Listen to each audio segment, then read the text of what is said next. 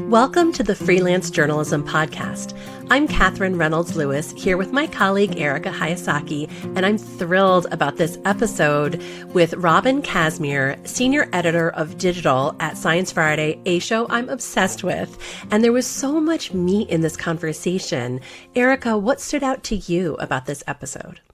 I am also a huge fan of Science Friday, so it was a wonderful opportunity to speak with her. She sounded like such a great editor, really attentive to her reporters, to working with freelancers, and also cognizant of, when sometimes we have to do extra work as freelancers. She makes sure to that we are compensated for that work, and so I appreciated that. So listen on and hope you enjoy this episode. Hi, everybody. Hi, Robin. Welcome. Hi. So I'm Erika Hayasaki. I'm here with the Institute for Independent Journalists. And I'm happy to be talking to Robin Kazmier today, Senior Digital Editor for Science Friday. I wanted to first start by introducing Robin, who oversees digital journalism in English and Spanish. She got her start in editorial work in Costa Rica, first as a field guide editor, then reporting on wildlife for the Tico Times. She later moved to Boston to pursue a master's in science writing at MIT and went on to be science editor for the PBS documentary series Nova. Robin is the author of National Parks of Costa Rica by Cornell University Press, and her reporting has appeared in MIT Technology Review, Audubon, Nova, Next, and Yale Climate Connections. So welcome, Robin. Thank you so much, Erika. Here. As you know, the Institute for Independent Journalists is here for the well-being of freelancers of color, and we love talking to editors and helping connect editors and writers so we can build these relationships. So we're happy to have you join us. And I usually like to start out by just asking you to take us through the fast version, I guess, of your career journey and how you got to be an editor as well, because I think we often hear about how we became writers or reporters, but editing sometimes feels like a mystery. So can you talk a little bit about that? Editing does feel like a mystery now. It is a mystery sometimes. There's no pep. Right. Yeah. So I guess my editorial work is really kind of the second part of my career. Right out of college, I wanted to work in international education and study abroad, and I did shortly. And then I, left my first job as a study abroad advisor, and then was kind of trying to find my way, figure out what to do next. When I went to Costa Rica on vacation and was volunteering on a farm, and through sort of like a series of events, I wound up living in Costa Rica for about 9 years. And during that time, kind of shifted from, I was working on a chocolate farm, helping coordinate volunteers in a rural community. Later on, I was leading Spanish immersion programs for medical students and staff and high school students who were coming from the US to try to learn Spanish. So they could better interact with their patients. And then from there, I kind of just through sheer luck found my way into a job in publishing. And I met the owner of a publishing company and started editing field guides. And it's interesting. I started out as an editor in that role. I think I'd always loved writing, but I've kind of always just been an editor. I had sort of taken that role in every previous job that I'd had. And so I was strangely able to kind of sharpen my editing skills as an editor first for, books about, field guides to birds and plants and things like that. And then after, editing many hundreds of bird species descriptions, thought, oh, I really like this. Like maybe is science writing a thing that people can do? Can you do this all the time? And that's when I started looking into master's programs and discovered that, in fact, it was. And so while I was kind of thinking about that, I actually, became friends with a lot of journalists in San Jose and Costa Rica and became more familiar with kind of, the world of journalism and what that was. And so I wound up working at the Tico Times, which is an English language newspaper based in San Jose.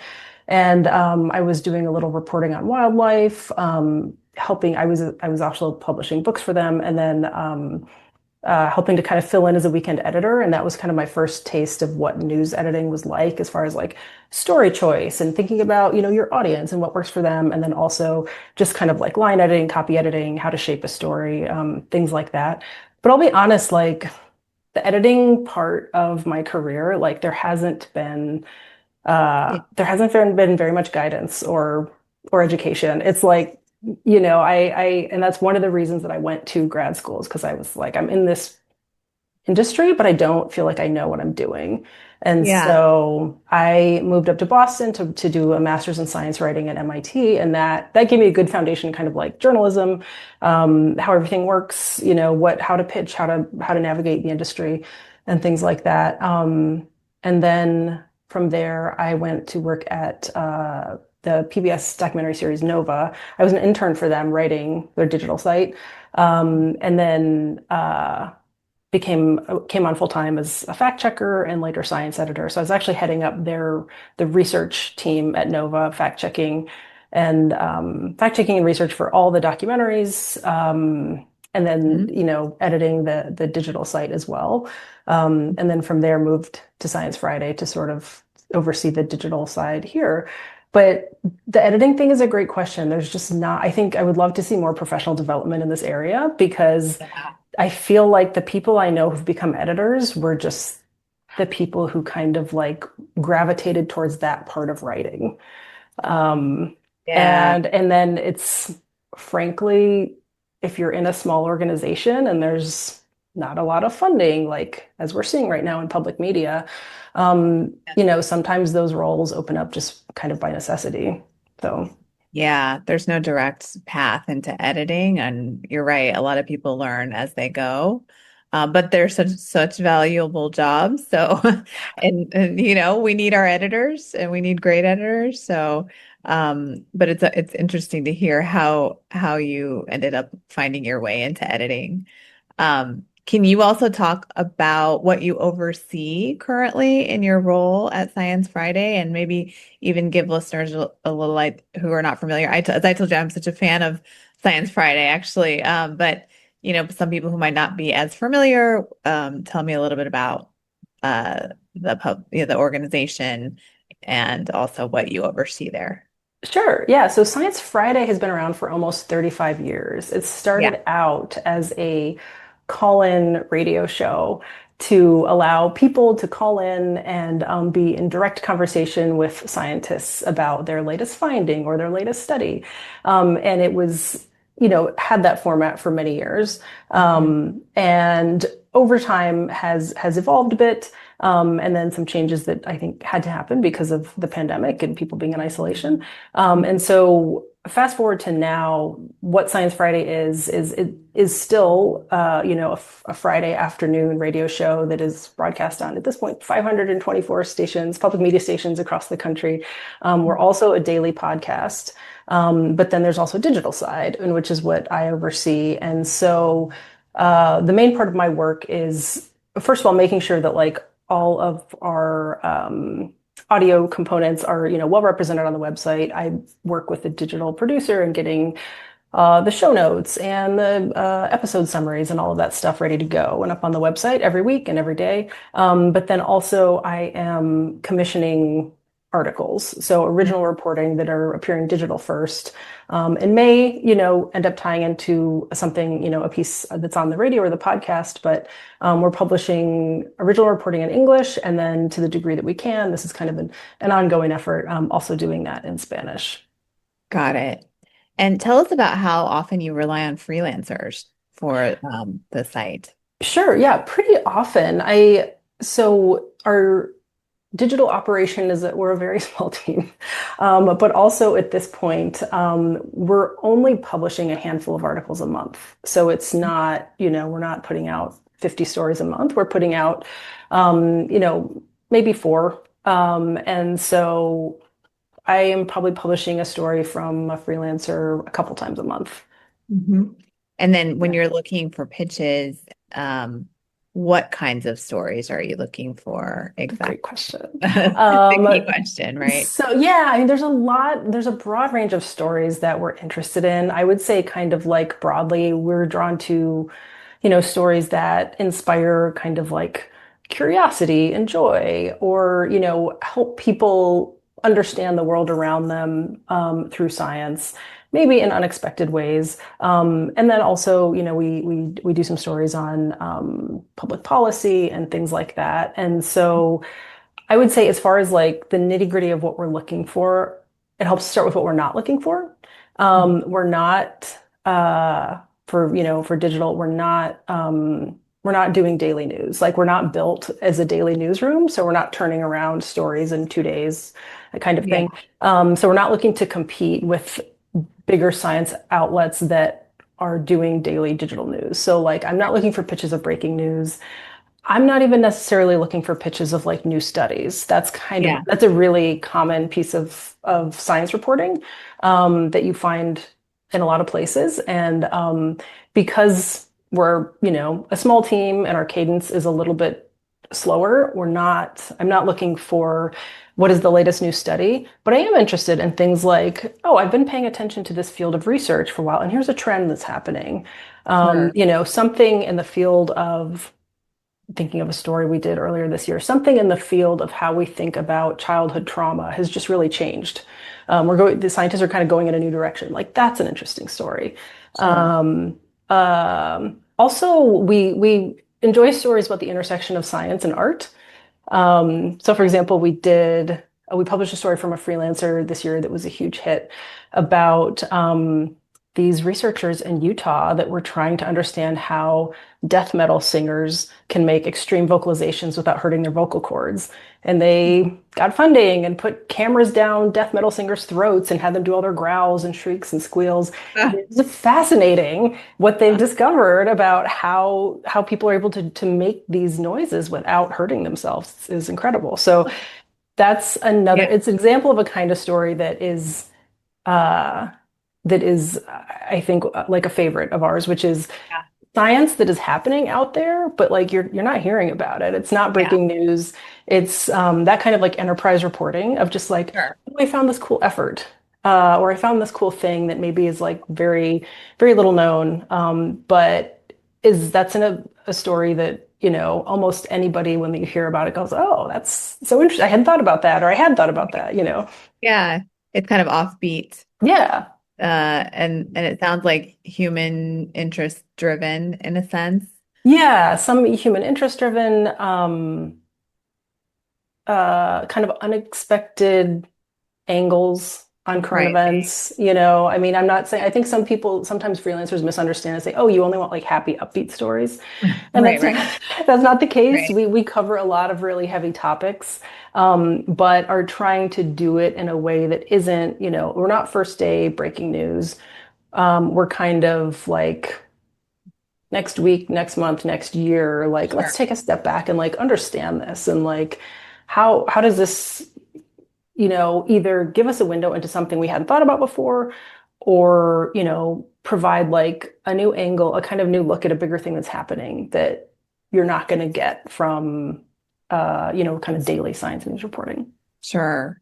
And what is the general length for these stories? Like, it sounds like for these kinds of pieces, they're not necessarily breaking news, so they might not be, 500 words or something like that. But what is the sort of length, and then also the pay for that length that you're offering? Sure. Generally? Yeah, so I have like a public pitch document, and so it's, at the moment I'm looking for stories in the range of 500 to 1,000 words. Sometimes if it's like we'll go up to like 1,200, and we pay $1 a word. And then what we'll do in the contracts is say $1 a word, this is the expected word count, and then we'll cap it a little higher than that. In case something happens like, oh, we want to include that, then we're able to pay you for those words that we agree should happen over the word count. So yeah, $1 a word, and then and that's in English or Spanish. I will, if a pitch comes and it's originally in Spanish, or the person wants to report the story in Spanish, then our word counts are a little higher just because Spanish requires more words. So whereas our English pitches, I would be looking for things in 500 to 1,000. Spanish, I would say maybe 600 to 1,200. Okay, that's interesting. And it's interesting that you've sort of built in that cap too, because often we talk about scope creep when Yeah. you have a certain amount of words and it ends up doubling that, but you're still getting the same and it's more work essentially. But it sounds like Yeah. thinking about that ahead of time. Yeah. We're trying to think about that, but not let me as an editor let scope creep happen so far that like now we're messing with our budget. Yeah, of So course. I want to pay writers for every word they write. And if for Yeah, some reason the final edit comes in under the target word count, we're still going to pay you the target word count. sure. That's like a minimum. Yeah, Yeah. that's great. And then in terms of just like the general logistics of like kill fees or if something doesn't work Mhm. out, how do you handle that usually if you're working with a freelancer? Is there room for negotiation, any of that? So we put a 30% kill fee in Mhm. contracts, and with a 30% kill fee, but with a minimum of $200. So if it's a shorter piece and you put work into it and we kill it, Yeah, and 30% is less than $200, we'll make sure that's the kind of the got it, base. got it, Yeah. got it. And I'm just curious, like, is Science Friday publicly funded? How does the funding work for Science Friday? Is it Ooh, like Science is it Friday. yeah. Yeah, Science Friday. We get funding from a variety of places. Donations are important. Yeah. We have gotten grant funding. We are, and then yeah, because of we're distributed on the radio shows, then like Sure. the funds that come from stations are also important. Yeah. Yeah, I was just curious if there's any like worry about that so many places are worried about funding in the future. I'm sure there is, but So I would everybody's say, worried. yeah, I would say like, the health of the public media system is important to us, of the Yes, stations. And so, absolutely. we're trying to encourage people to support their local stations. Yeah, and that Yeah. in turn helps great shows and sites like yours. Um, so you gave a couple of examples of stories that really worked for you or ideas. Are there others that we could, especially for people who are pitching, sometimes it's helpful to read the work that's been out there and just kind of get familiar before pitching. Are there other examples of freelance pieces that really worked for you, that resonated with your audience, that you just loved working on? Absolutely. Yeah. Another one that came from a freelancer that I loved was looking at sort of uh, the fact that, in forests across the country, there are all these different kind of like plagues. There's fungi and insects and things that are taking out different species like trees. Here in the Northeast, I'm based in Boston. We have, beech leaf disease is kind of coming in hard. So we had a freelance reporter who pitched a story about scientists, and this is different efforts in different parts of the country working with different tree species, but it's an approach that is happening a lot of places. Mhm. Scientists who are kind of going out and looking for the trees that are like the lone survivors in these forests that get wiped out by whatever the beetle or this Sure. fungus that they're trying to find the lone survivors and then that, presuming that those are disease resistant and then breed them. And so it Mhm. was a kind of look at like, can breeding these pest resistant trees be a way to kind of like replenish forests across the United States? Right. And that was a great story because it's an interesting question. It's like that's such a slow effort. That takes years to grow a tree, but it's like what else are you going to do if your whole Yeah. pine forest is being wiped out? And so that was a great story that worked because it's an interesting science question, which is, Yeah. can breeding these pest resistant trees kind of like save a forest or be a way to eventually repopulate a forest? But it's also interesting because it's happening in places all over the country Mhm. with different groups of researchers working on different populations of trees and different species, and they may or I don't know to what degree they're even aware of each other. They probably are through the Yeah. scientific literature, but that's an example of a great story because it's like, Yeah. oh, I this is happening can do it. slowly. Yeah. Right. That's so interesting. And then even with a story like that, like it feels like probably the freelancer, you know, I don't know, maybe you know a little bit more about how they came across the idea or how they were just maybe monitoring it and it became a story. She was somebody who had been reporting on trees a lot. And so Yeah, I think it was like I think it was just her knowledge, through like sure. past reporting and talking to people. She was kind of like deep Yeah. in that world. And so I think probably through her other reporting, she came across the fact that, oh, this effort is happening. And so Yeah. she pitched it as a story of like, what about this specific type of effort that is happening Yeah. across the country? And in a case like that too, like I could see if this is a person who just covers trees a lot and loves the story of Yeah. trees, they could maybe one day want to write a book about trees. And this is like a Hmm. starting point in some way. And so another question we often think about at the IAJ is, what are the rights? Because sometimes when we're signing freelance contracts, you know, we're being asked to sign away a lot of rights. And I'm wondering how that works for you. Work for hire contracts and copyright and derivatives and things like that. That's a great question. Yeah, so the way our contract is structured right now, and it's well, I won't get into that, but it's the way it is now, it says that like Science Friday maintains the rights and like intellectual property, but Mhm. that's largely because we have a lot of partners and a policy that people, other media outlets can republish our work as long as it is fully credited and does not land behind a paywall. So Mhm. our work is free to audiences, and sometimes it'll be, republished by, like recently we did a story, a freelancer actually did a story about ecological concerns about a border wall going up in Arizona, and Arizona Public Media republished it. And we have that, and similarly, we can republish other nonprofit, media stories. We sometimes do. So Mhm. it's important to us to maintain rights because we want, our partners need to be able to republish it, and we know that like 5 years from now, we can't go get it back. And Mhm. so, but I will say that I know that it's really common for reporters to kind of like build on a body of reporting over their Sure. career.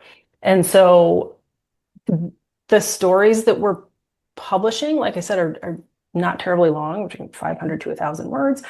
If Mhm. this isn't um, explicit in our contract as it currently is. But I would say if a reporter said, I want to build on this, or I don't know, republish part of this article in my book or something Mhm. like that, I would just say, get in touch with us. Like Mhm.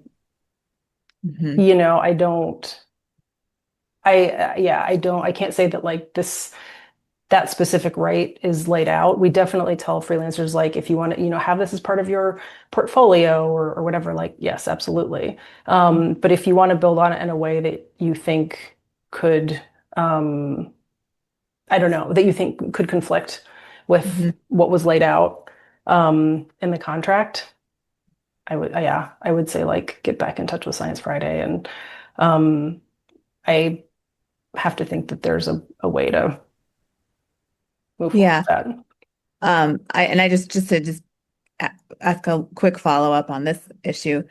In some cases, you can negotiate a little bit, just maybe there's a certain time period, like after a year or two, then the rights shift over. And I'm just wondering if there's ever even just room for negotiation on some of that kind of I language in the contract, or maybe, or I think, yeah, if that's a concern, and like that's definitely like we'll definitely have any conversation that a freelancer wants to have for, yeah, because we care about people and being able to have solid careers. So right, yeah, definitely room for a conversation and to sort of like get into what's what, and yeah, what aspect of this, like are there things that based on Science Friday's concerns, we're willing to amendments that can be added to the contract. So. yeah.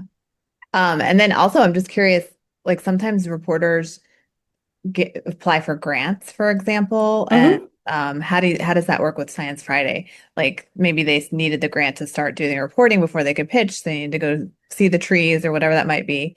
Do you take stories that maybe are funded by grants or support stories that could be person grant funded, like a science grant or something like that, or That's a writer's good, grant? yeah, that's a good question. And I don't, it hasn't come up enough for me to say that like, oh, we have a policy about this. But Sure. I think if somebody came to us and said, oh, I have funding to report this thing, or I've already started this body of work, and are you interested in it? Like, if it's a topic and a story of interest, that's definitely, yeah, a conversation that I would want to have and see. Yeah. I think, sometimes I'll get pitches where people have like already completed a thing, a piece of work for something else. And I mean, as you probably know, like that's not something I'd necessarily want to take on. It would be, we want to have, um, editorial control and like be part of shaping that and fact checking and, kind of Yeah. planning the story and kind of understanding what it is from the get-go. But if there is a case where somebody because had grant funding and has already done some work and wants to see if that can be kind of, um, uh, built upon for a Science Friday story, then yeah. Yeah. And that's raises another question. Is there a fact checking process involved at Science Friday? Yeah, I mean, it's a lot of it is me. Yeah. It's me. Yeah. Um, You're doing the fact I checking. think yes, yeah, Right, yeah. right. So yeah, Plate, right. it depends on the story. Sometimes like this is kind of like it's happening along the way. We're both, I'm working with a reporter and we're trying to figure things out. And but a lot of times I'll say, okay, as we get close to the end, I'll ask for a like a footnote annotated version of Sure. the story where I can see your sources, I can verify, um, you know, different facts, check in on quotes, check in on Yes. yeah, just that. But I think it's, past habit. I do a lot of fact checking in the editing process just Sure. Of because I course. do. Yeah. And yeah, and it also sounds like if, for people who submit like a project they've already worked on, that would be a turnoff also because, you want to have a role in shaping it. But it's similar to people who've maybe written a whole story and then send it to you. I always think, editors are not into that because they No. want to have a role in it and think about the idea and how it's shaping and all of that. So it's Yeah. similar. Yeah, definitely. Like we want to have a role in how it's shaped and make sure we're on the same page as far as kind of like editorial standards and how are we thinking about this and everything. But I will say if somebody has written something, um, say you're a student and you've written something as a news assignment, and Right. you think it might be a good fit for us, like definitely, get in touch and say, look, I've already done this, but like, are you interested in the story? And if it is of Yeah. interest, it may be that like, oh, let's take that core idea and like do a little additional reporting or take it in a Yeah. slightly different angle.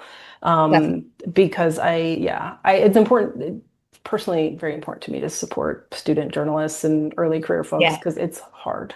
I know. Yeah. And I work with student journalists and oftentimes I say the same, it could go through one class edit and you've worked on it for a few weeks, but then, the publication could have a different idea. So it's always a good idea to kind of let go of everything if you're going to pitch a Uh, place and just start in a different direction. Um, Another question for you is just how many pitches are you dealing with at a time, and how can we, as writers, break through the noise and get on your radar? Because I know my email inbox is impossible to keep up with. I can't imagine what yeah. editors' email boxes are like. It's a lot. Yeah. It ebbs and flows, and sometimes on my document I'll put out a specific call for pitches, and then that'll be Yes. kind of an influx. So yeah, at any given time, dealing with I don't know, a lot. I am not as quick at getting back to people as I would like to be, and so there's often kind of a backlog that I'm kind of going through when I can, but. Um, I would say but I do look at all of them for sure, Yeah. almost as soon as they come in, even if I can't get back to people right away because I need to think about, okay, what else is on our editorial calendar? Like, is this For sure. something, is conflicting with something else that's coming up? Um, the best way to kind of break through the noise is really just have a clear title and a really, this is probably not helpful to say, but like have it be a good pitch. And by that, I mean, have it, from the outset, kind of like set the scene of what is the topic here? Is it Yeah. trees? Is it cancer research? Is it whatever? What is the thing? And very clearly set up like this is the background information, the kind of big picture information that you need to know to understand in the next few sentences um, what the story is that I want to tell you and why it matters. Right. Sometimes I get pitches where people dive straight into really technical stuff about some area Sure. of research, and I'm like, I don't know why. Is that Yeah. important? Is it a big deal? If it is, I want to know. If it's an incremental finding in a very, specific area, then like that's probably not for us. But I think if the quality of writing and the clarity of the story idea can come through quickly, that's going to be a strong contender because we'll cover any area of science. And I'm always Yeah. curious about like something. If I get a pitch, it's like, oh my gosh, I never even thought about that. That's fantastic. Yeah. So it's more about like, can I open that pitch and read it? And in the first minute and a half or the first minute, just be kind of like hooked on the idea and actually understand what the story is. Yeah, I bet with science you get all the time the sort of convoluted science before you understand what the story's about. And that's one of the hard parts of science writing and science reporting is like Yeah. distilling complex information. So it sounds like a headline, a catchy headline is probably also helpful because that also helps. That's sort of an exercise for reporters Yep. to figure out what your story's about. If you can get a good headline at the top, does that Yes. help too to A catch hundred your eye? percent. Yeah. If Yeah. the headline, if you can, if the title of your pitch could work as a headline to your story and is an effective headline, and that Yeah. I can read one line and be like, oh, okay, I know what I'm about to get into. Yeah. That's a very good start. And even Yeah. when I'm editing stories, I ask, especially if sometimes, stories are complicated. It gets tricky. You start kind of parsing through like, okay, why did you go in this direction? Why are you over here? And I will often ask them to write a head and deck because Yeah. it's for why you say, like it forces you to define what the story is. Yeah. Um, Yes. so yeah, if your pitch can tell me very clearly what the actual story is, not what the topic is. Like, yes, the topic, but that's, the topic versus story is is Sure. a common challenge. But like, Yes. Sure. if you can make it clear quickly, um, what the story is and why it matters, or why it's interesting, or Yeah. why it's, gonna make you go, oh wow, and you can do that in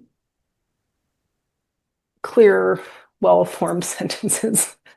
That's a really strong start. Yeah. Another, I would say, a big pitfall for us is people pitching science advancements or new studies or something like that, and I'll read them all, but sometimes they're pitching 1,000 word story, and the pitch is 900 words of Right. I was technical just going to ask stuff. about that length. It's Yeah. A it's technical so 1,000 word story that's a pitch for 1,000 word yeah. story, which is basically like writing the story, but Yeah. not the story. Yeah. Yeah. So So yeah, keep it succinct. keep it succinct. I think the length of the pitch should reflect the length of the story you're Yeah. pitching. So Yeah. if you are pitching me, a 500-word explainer about some interesting thing that is happening or is around or is newly relevant, you should be able to solidly pitch that in 100, 150 words. Yeah. If you're pitching something that's 1,000 words or maybe even more about, um, something like this forestry effort I talked about, the like breeding pest resistant trees, then yeah, that's going to take a few solid paragraphs to kind of say like set up, okay, here's the problem. All of these trees are being wiped out by pests and diseases and things. But there's an effort. The scientists are like, they're breeding this and they're doing this in Oregon and they're doing this in Virginia and they're doing this and this and that. And like, here's the goal. And here are two or three experts I would love to talk to about it. Right. That's solid. Yeah. Yeah. Because another thing is sometimes people either throw in all the people they've talked to already or that they are going to Mm, talk to, it's like tons of names and overload a pitch, or they don't throw in any. And sounds yeah. like you would like to at least know, where you're going with this, who you're going to call and visit or whatnot. Yeah, I want to know that you've at least done some research and you know what your next steps are. Yeah. If we take the pitch, you know where you're going to start. I think a big mistake that I see in pitches a lot is just, oh, I'm presenting and oh, here's a trend that's happening in some field. And it's like, this story would focus on the innovations, and then it would focus on the people who are doing that, and it would focus on the problems. And it's like, you're not giving me any detail. There's no Yeah. information there. You're just sort of like kind of broad stroke saying what you would like to do. But Sure. a pitch should give me a sense that, like, oh, you know what the story is here and you have a clear plan. And Yeah. so clear enough, like you've done enough work and you have enough knowledge and research that if I say yes, you're not going to go report it and then come back and say, oh, actually, there's no story here. Yeah. Yeah. You You have know? that foundation to start with. Yeah. And Some- things, yeah, and stories can change direction. That happens. You yeah. don't know what you're going to find out until you start reporting, but like you should know for sure that there's a story there. Yeah.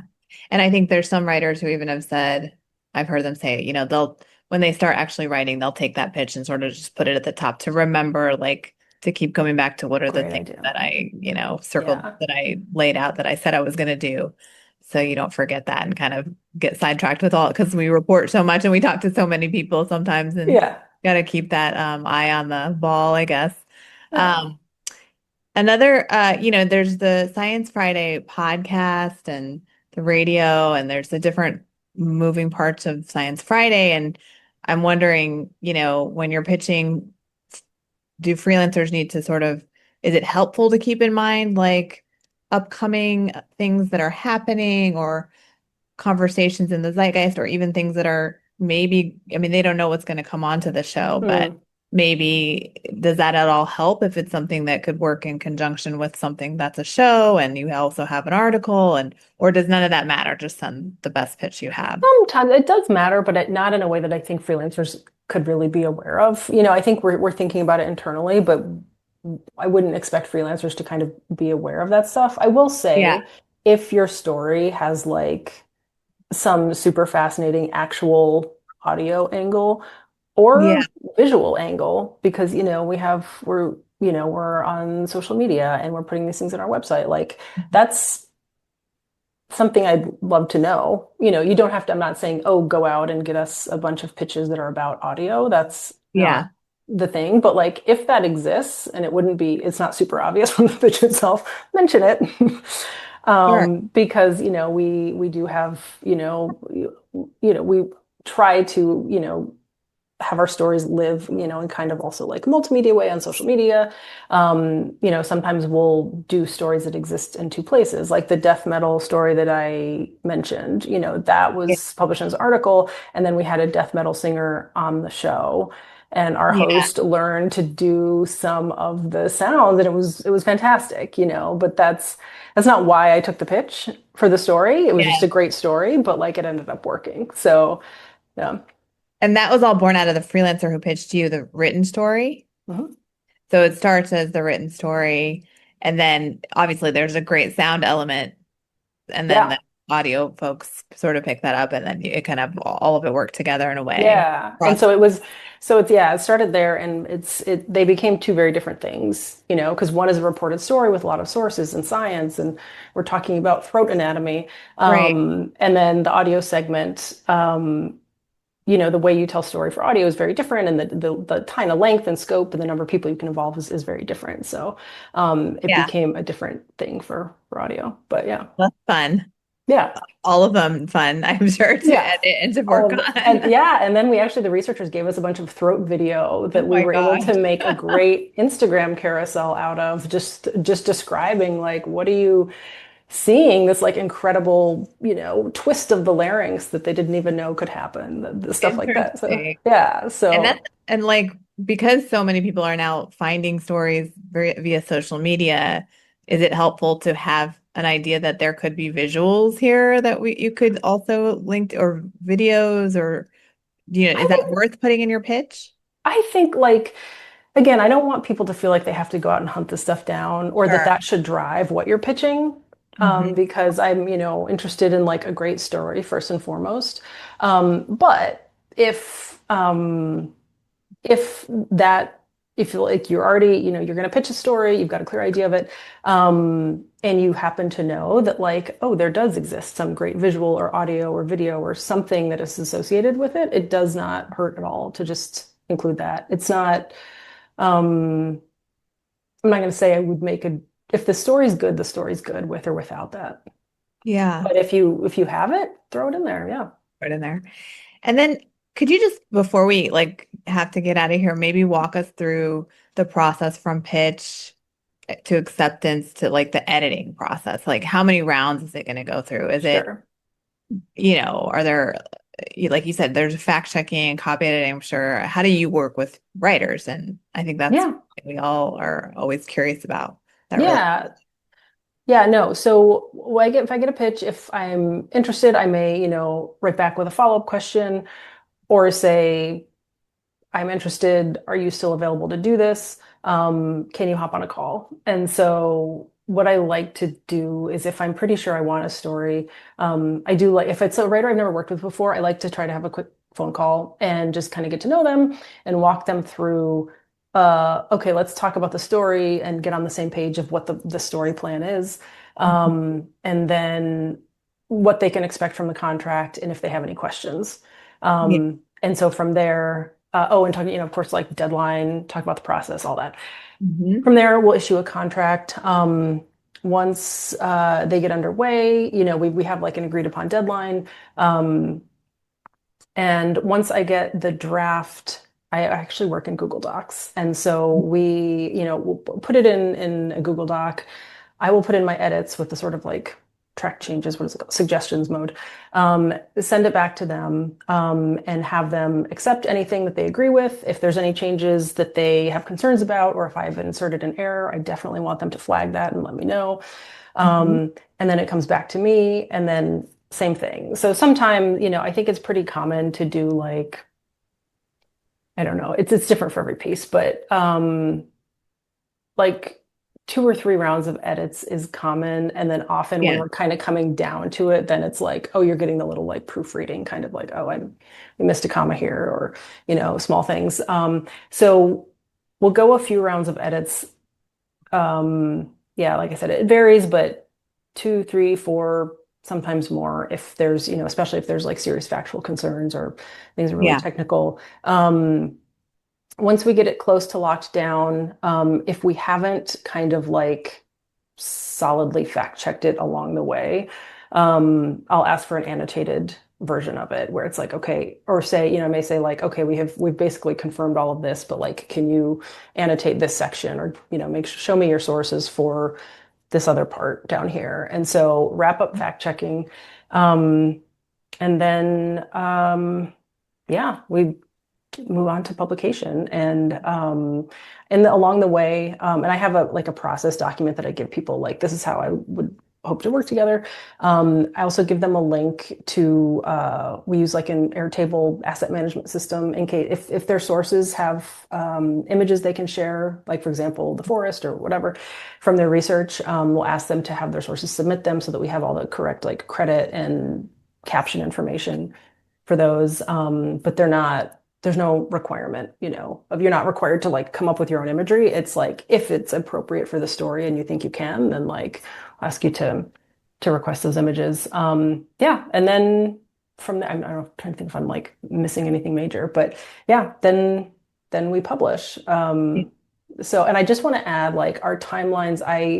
We all have a lot on our plate, and I am not always able to get back to people and get back with be as responsive as I would like to. So I will say, like, if you're pitching us through I have like an Airtable form through there, and it's a time sensitive thing, I have no problem with you pitching it elsewhere simultaneously. Just say Yeah. that. Just say that Um, you're doing that, and if you say that you're doing it, that's great. yeah. But I don't want my schedule to be the reason that you missed out on publishing a story that you had that was time sensitive. Yeah, that's good to know as well. That's good Yeah. to know. Are there any like just things that are red flags that you would say, don't do this when you pitch, or don't do this when I work with you? Or and the opposite of that, maybe just things that would get you another assignment with Yeah. to work with you, like the things that you really consider pluses. Yeah, I mean, there's kind of like I think of working with freelancers. There's two sides of it. One is the work itself. There's the, you know, are you finding good sources? Are you doing quality reporting? Are you, you know, basically, are you coming through on the edit? Are you I kind of doing, are you executing the plan we agreed on? And then the Mhm. other side, which is equally important, is how the collaboration goes. Yeah, And so that is, are you communicative? If you need more time, did you let me know? yeah, And then the big one is when it comes to the edit. If I'm providing edits, and I try to, as much as I can, kind of give the rationale for any major edits so they can like kind of sort of follow my thinking. If when I give you edits, are you pushing back on every single thing in a yeah, way because you see it as adversarial? right. That is really challenging to work with. Yeah, The way I try to come into the relationship with the writer and the way that I hope that they come into it with me is like we're on the same team.